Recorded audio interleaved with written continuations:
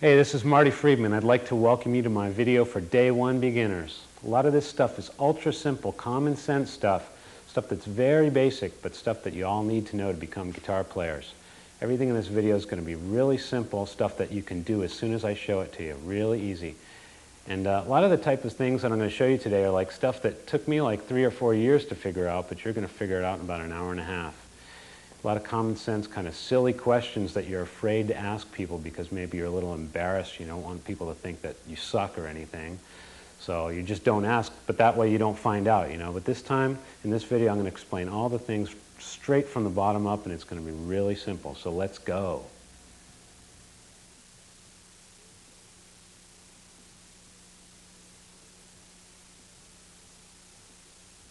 Let's talk about buying your first guitar. First rule is do not get ripped off. There's a lot of music stores out there and they all want your business. So just don't buy the first one that you see. Shop around and get some prices and be tough about it. And once you start buying the guitar, you can get them to throw in stuff for you for free, you know, like cords and tuners and straps and stuff like that. Guitar case. That's really important. Don't let yourself get ripped off. First of all, let's talk about some commonly bought guitars. Probably the most common guitar is a Fender Strat over here. Fender Stratocaster. It's a good guitar, it's not too expensive, and they have a lot of even cheaper versions made in foreign countries that are pretty good guitars too, and great for beginners. And I would suggest checking that out if you like that style of guitar. It's commonly played in all kinds of music, from rock to pop to alternative to heavy metal to country. Everybody uses Strats.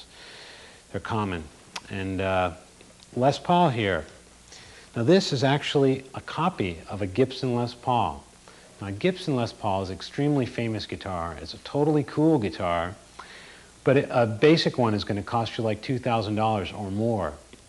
So I don't think a beginning guitar player should be spending that kind of money on a guitar. It just doesn't make sense. My guitar is a Jackson Marty Friedman model. It's called a KE1, and my model is not custom at all. You can pull it right off the wall in a music store and it's exactly the same.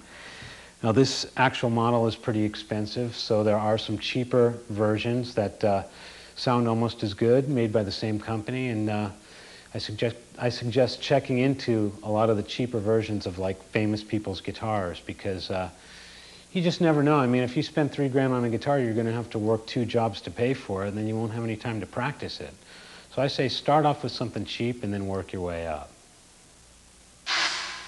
Let's go through everything that's on your guitar, all the names of everything that you need to know. This is the headstock. These are the tuning pegs. This is the nut.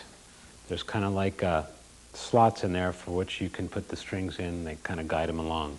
These metal things are the frets. Behind each fret is where you're going to put your finger when you play guitar. So behind this first fret would be your first fret, second fret, third fret, fourth, and so on. These are your strings. There's 6 strings. You'll notice on an electric guitar, 3 of the strings are wound and 3 of the strings are not wound. All right? This is the neck and the fingerboard. The neck is this whole big thing, and the fingerboard is actually where your fingers are playing. This is the body. This is the pick guard. They call it that because if you're jamming like this, you're going to scratch up the body, so they put this white thing on there so you can scratch that instead. These 3 things are the pickups. This is what transmits the sound from your guitar to your amplification. That's what makes it an electric guitar, the fact that there's pickups in there. They each have a different sound to them, and this pickup selector gives you the choice of which sound you want to use for whatever it is you're playing. This is your volume knob, and these are your tone knobs. It's just like a stereo. It's that simple. This is a bridge, and this is where your strings go in through the back of the guitar, through the bridge and up the body and the neck like that. This is the jack. This is where you put your guitar cord in to go into an amplifier. And this is called a tremolo or a vibrato bar or a whammy bar, or there's all kinds of different names for it. It's not all that important. Sometimes it's fun to mess around with, but I wouldn't take it too seriously. And that's basically your guitar and your parts of your guitar. These are guitar strings. There's a lot of brands out there, a lot of good brands. This is the brand that I use. And there's a lot of sizes, and the sizes are very important when you're starting out with guitar. Now the size is corresponded with these numbers here, 0, 10, 0, 13. Those are each the size of the string as it corresponds with the guitar itself. So like this one would be the O10, this one would be the O13, and so on. Now, the bigger the number of that is, the heavier or thicker the string is. The heavier the string is, the more it hurts when you play it. So, you want to think about getting a lower number string when you're starting off playing guitar. Get like a 009 or even a 008. And it's just going to be easier for you to play. You're not going to rip your fingers up at the beginning. And when you get advanced and play longer, maybe you want to maybe you like pain or something and you want a heavier gauge string. But to start off with a lower gauge string, and it's just going to be easy to put your fingers on and play those chords nicely. All right, it's time to change strings, and we're going to start with the lowest string, which is the 6th string, the E string, the low E string. We're going to put it through the tail piece. Put it through the hole there, pull it over the bridge, and pull it all the way out here, sticking it into the machine head. Okay, pull the string tight and leave yourself a little bit of slack, just about this much slack. Then pull the string under the string and then back over the string.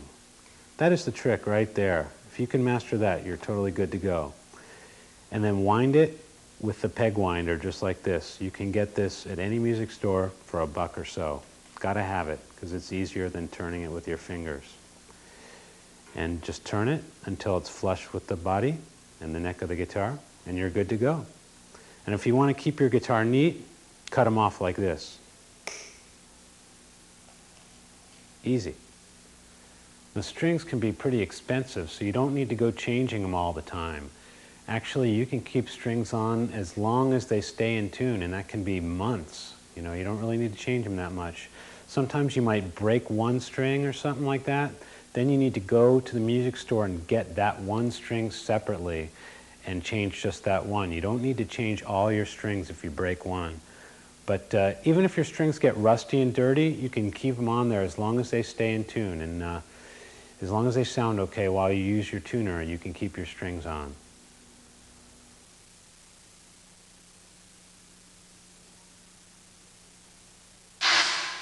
This is one of the most important things that anybody could ever teach anybody about guitar.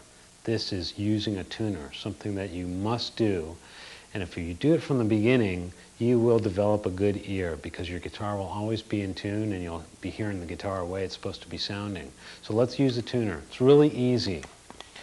You pick the lowest string, which is the 6th string, E, and then E is going to light up on this tuner. And then you look at this meter, and then you got to make it so this meter goes directly to the middle there, like this. You just keep tuning it up until this line goes directly into the middle, and then these two lights will both light up at the same time, meaning that it's even. So sometimes it takes a little fine tuning, but it's worth the time. Trust me. All right, so that looks pretty good. They're both lighting up there. That one's not lit up yet, but there you go. Okay, let's try the next string, which is the 5th string. Next string down, which is A. This one looks like it's a little bit too far to the right, so I'm going to bring it back down like here. And just keep tuning it until it's exactly in the middle. And both of those lights light up for you. Let's tune it a little bit more. When they both light up, you're good to go. And so you do this on all the strings, and then your guitar will be in tune, sounding good, and your ear will get used to the sound of a guitar that's in tune, and that is totally important. Do it. All right, there's lots of different kinds of picks, and they all have different purposes. And the most common pick is this Fender Heavy. And I use my own pick, which is fashioned after a Fender Heavy. It's got my name on it there, you see. The other kind of picks are thin picks. And those are used for like acoustic music and kind of light music. And there's also these big triangle-shaped picks, which are also used for, you know, pop music and stuff where big strumming guitars are necessary. But for rock music, Start off with the Fender Heavy and then you can't go wrong. You can try others, but definitely start with the Fender Heavy. The best way to hold a pick is like this, between your first finger and thumb, and cover up most of the pick so just this point sticks out like that. Hold it like that, not too tight. A lot of people hold their picks so tight that their arms tense up and they can barely play their guitar. Just hold it loose about the same way you would hold a coin, a quarter or a nickel or something like that, and try to relax and just hold it tight enough so it doesn't fall out, just like this.